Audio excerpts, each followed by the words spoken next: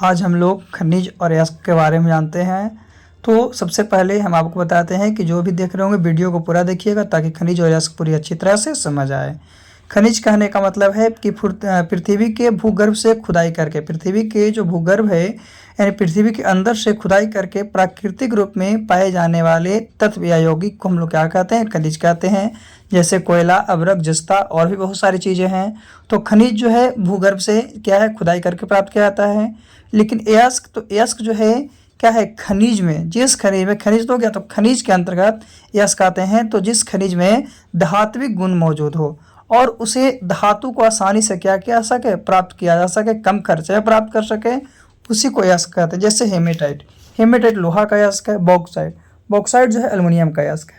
तो पृथ्वी के भूगर्भ से खुदाई करके पाए जाने वाले तत्व या यौगिक खनिज कहलाते हैं, है ना।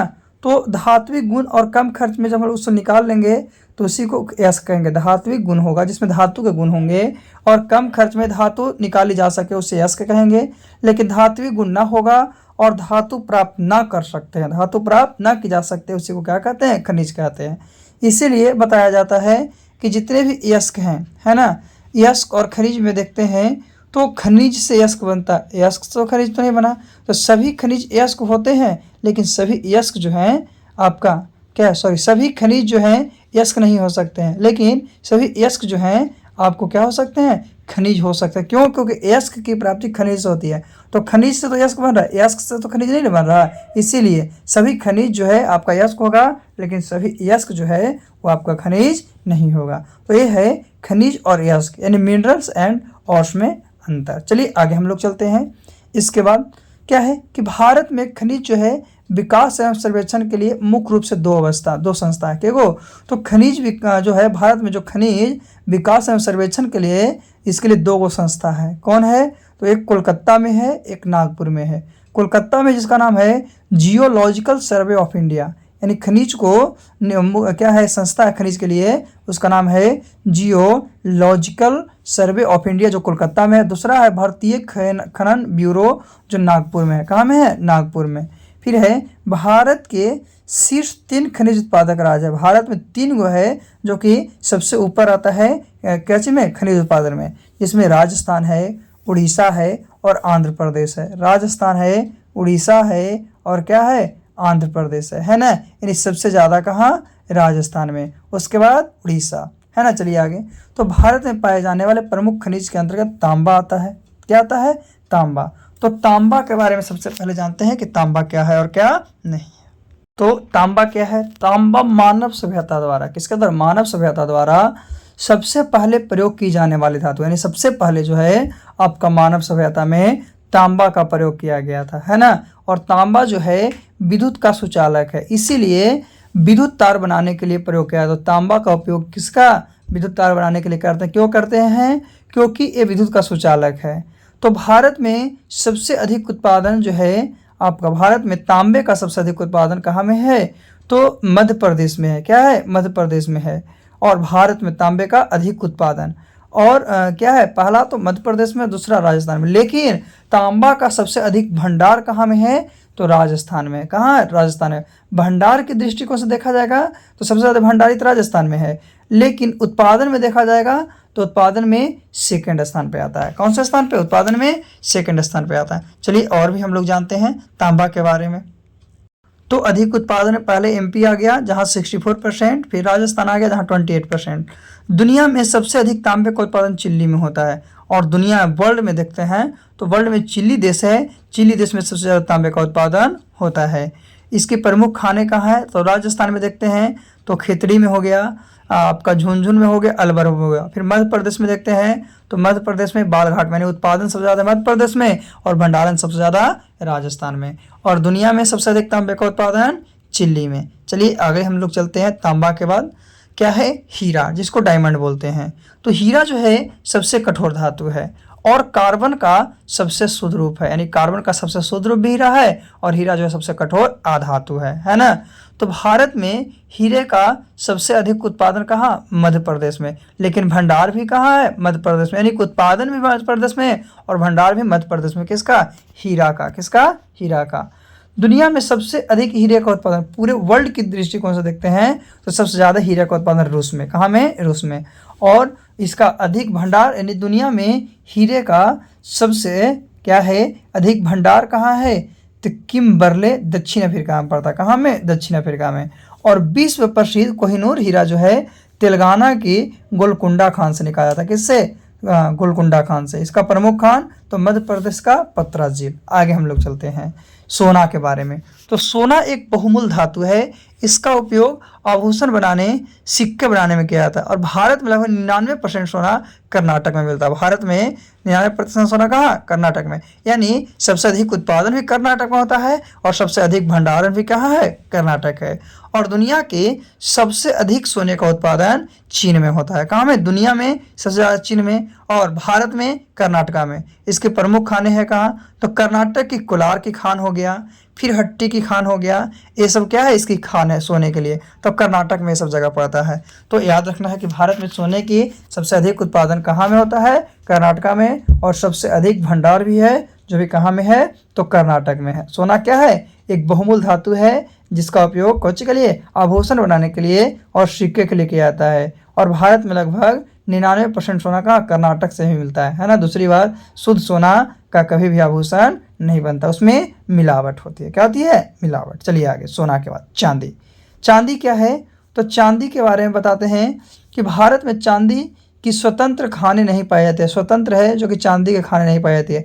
यह प्रायः जस्ता और शीशा के साथ मिश्रित रूप में पाई जाती है। ये जो मिलता है तो इसमें जस्ता और शीशा दोनों क्या रहते हैं, मिले हुए रहते हैं, है ना। और भारत में चांदी का सबसे अधिक उत्पादन राजस्थान में यानी 99%, और सबसे अधिक भंडार भी कहाँ में है, तो राजस्थान में है। लेकिन दुनिया में देखते हैं वर्ल्ड में, तो वर्ल्ड में दुनिया में सबसे अधिक चांदी का उत्पादन मेक्सिको में होता है। कहाँ, मेक्सिको में होता है। इसकी प्रमुख खान क्या है, तो राजस्थान की जो ज्वार खान है इसकी प्रमुख खान है। यानी कि चांदी का सबसे अधिक उत्पादन राजस्थान में कितना परसेंट, 99%। कितना परसेंट, 99%। और भंडारण भी कितना, तो भंडारण भी आपका कौन सा है, राजस्थान है। ये चांदी जो है स्वतंत्र खाने में नहीं पाई जाती है, इसमें हमेशा मिला हुआ रहता है जस्ता और शीशा। क्या मिला हुआ था, जस्ता और शीशा। तो ये हम लोग किसके बारे में जाने, चांदी के बारे में जान गए। किसके बारे में, चांदी के बारे में। चलिए आगे हम लोग जानते हैं चांदी के आगे, है ना, जस्ता और शीशा। जस्ता और शीशा क्या है, जैसा भी बताया गया। तो शीशा और जस्ता का जुड़वा खनिज भी कहा जाता है। शीशा और जस्ता है उसको जुड़वा खनिज कहते हैं। क्यों, क्योंकि यह प्रायः साथ साथ पाया जाता है। क्या पाया, साथ साथ पाया जाता है। और भारत में शीशे और जस्ते का सर्वाधिक उत्पादन और भंडार भी कहाँ में है, राजस्थान में। कहाँ पे, राजस्थान में। इसकी प्रमुख खान क्या है, तो राजस्थान की ज्वार खान, जो कि इसके पहले वाले टॉपिक में बताया गया है ना।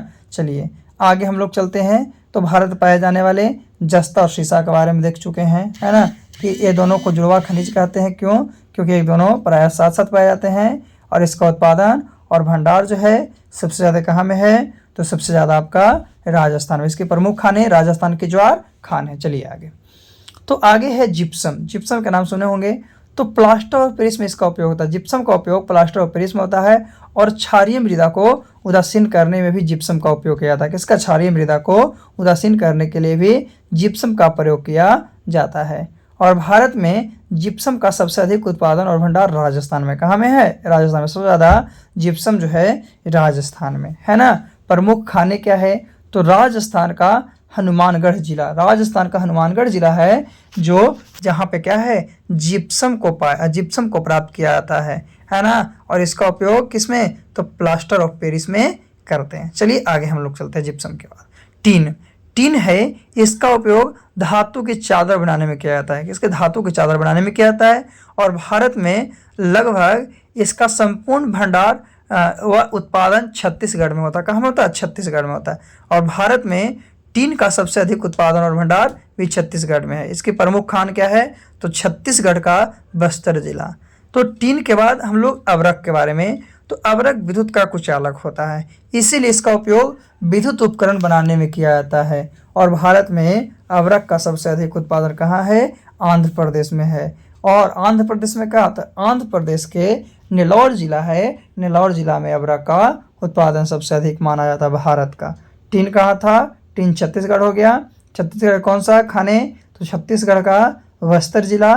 फिर है क्या अभ्रक, तो अभ्रक आंध्र प्रदेश। आंध्र प्रदेश का कौन सा जिला, तो आंध्र प्रदेश का नेल्लौर जिला, है ना। नेल्लौर जिला और भी एक चीज के लिए संबंधित है ना, सुंदरलाल बहुगुणा से संबंधित है। चलिए हम लोग आगे चलते हैं। आगे क्या है, लौह अयस्क। तो भारत में पाए जाने वाले प्रमुख खनिज में लौह अयस्क भी एक महत्वपूर्ण है ना। और लौह अयस्क भारत का महत्वपूर्ण खनिज संसाधन, लौह अयस्क जो है भारत का महत्वपूर्ण खनिज संसाधन है। जितने भी बता रहे हो आपको भारत का बता रहे हैं। भारत का लौह अयस्क उत्पादन में विश्व का चौथा, मतलब विश्व में पूरे वर्ल्ड में देखते हैं तो भारत चौथा स्थान पे। पहला स्थान पे तो चीन आता है, दूसरा पे ऑस्ट्रेलिया आता है, तीसरा ब्राजील आता है और चौथा नंबर पे भारत आता है।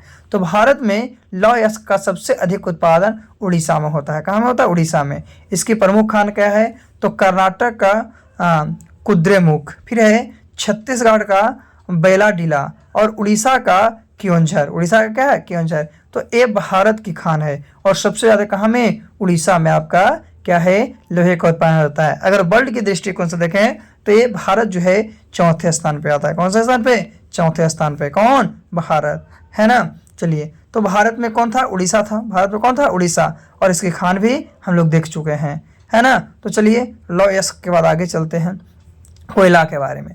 तो कोयला एक ठोस कार्बनिक पदार्थ है जिसको ईंधन के रूप में प्रयोग में लाया जाता है। कोयला को ईंधन के रूप में प्रयोग में लाते हैं और कार्बन के आधार पर इसे 4 वर्गों में बांटा गया, 4 प्रकार में बांटा गया। पहला है एंथ्रासाइड, दूसरा है बिटुमिनस, तीसरा है लिग्नाइट और चौथा है पिट कोयला। तो एंथ्रासाइड जो है यह सबसे अच्छी किस्म का कोयला होता है जिसमें कार्बन की मात्रा बहुत अधिक, 90% से अधिक ऐसे मानते हैं, लेकिन 85 से 90% की मात्रा है ना जो कि एंथ्रासाइड में है।